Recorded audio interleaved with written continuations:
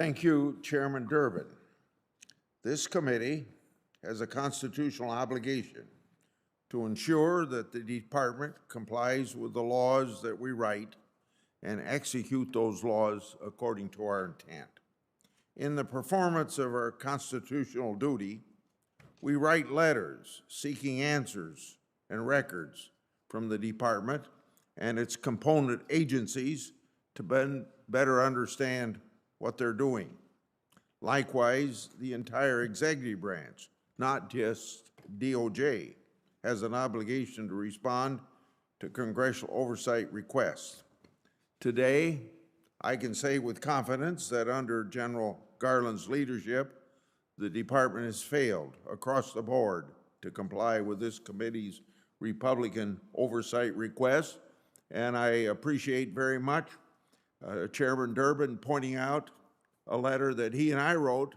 5 months haven't received an answer. If my name being on that letter has any reason it hasn't been responded to, I'll take my name off of that letter.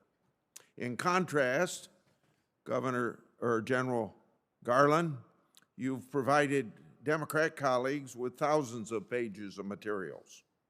Moreover, President Biden has politicized and inserted himself into the department policymaking, notably directing the end of compulsory process for reporter records in criminal leak investigations, and most recently, inserting himself when he said the department should prosecute anyone who defies compulsory process from the January 6th committee.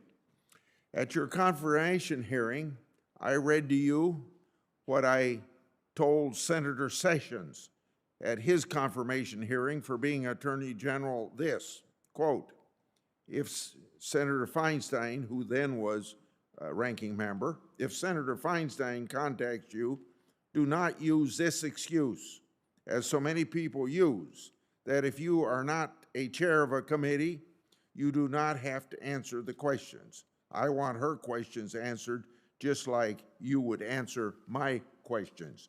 End of quote that I gave to Senator Sessions.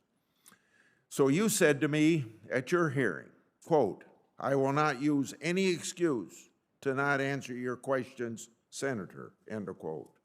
You have failed to satisfy that statement. Example, I've asked the Department for records relating to Hunter Biden's October 2018 firearm incident, where his gun ended up in a trash can near a school. Now that's a firearm incident. Your ATF used the Federal Freedom of Information Act to refuse producing those records when that law doesn't even apply to the Congress. I've also asked for information relating to Chinese nationals linked to the communist Chinese regime that are connected to the Biden family. One individual, Patrick Ho, was not just linked to Chinese regime, he was apparently connected to that country's intelligence service. Hunter Biden reportedly represented him for $1 million. Now, even though the department already made public in court filings that DOJ possesses FISA information relating to Patrick Ho, in response, you stated, quote, unfortunately, under the circumstances described in your letter, we are not in a position to confirm the existence of the information that is sought if it exists in the department's possession. Well, let me emphasize, well, you already made it public in a court filing. So you're telling me you can't even confirm its existence. Now, with respect to the criminal investigation of Hunter Biden, Senator Johnson and I wrote to you twice this year regarding a person named Nicholas McQuaid. Mr. McQuaid was employed at a law firm until January 20th, 2021, when he was hired to be then acting Assistant Attorney General for the department's criminal division. Before he was hired, he worked with Christopher Clark, who Hunter Biden reportedly hired to work on his federal criminal case a month before President Biden's inauguration. Now, the department hasn't disputed any of these facts. However, you refuse to confirm whether Mr. McQuaid recused from the Hunter Biden case. That seems to be a pretty simple thing to say, one way or the other. The son of the President of the United States is under criminal investigation for financial matters. A senior attorney under your command has apparent conflicts with that matter.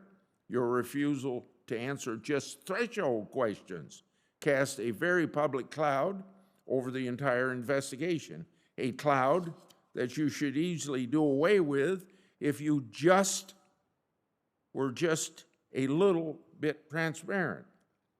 When I placed holds on your nominees for the department's failure to comply with Republican oversight requests, I said either you run the Department of Justice or the department runs you. Right now, it looks like the Department of Justice is running you. Since your confirmation, in less than a year, the department has moved as far left as it can go. You've politicized the department in ways it shouldn't be. Case in point, your infamous school board memo. You publicly issued this memo merely 5 days after the National School Board Association wrote a letter to President Biden. Now, incredibly, they asked the department to use the Anti-Terrorist Patriot Act against parents speaking their minds to local school officials. The School Board Association has since apologized for that letter, but not before the department relied on their letter to mobilize federal law enforcement in state and local matters. Meanwhile, actual violent crime is on the rise in the country. Your memo treats parents speaking freely to be worthy of the department's heavy investigative and prosecutorial hand. You've created a task force, that includes the department's criminal division and national security division to potentially weaponize against parents.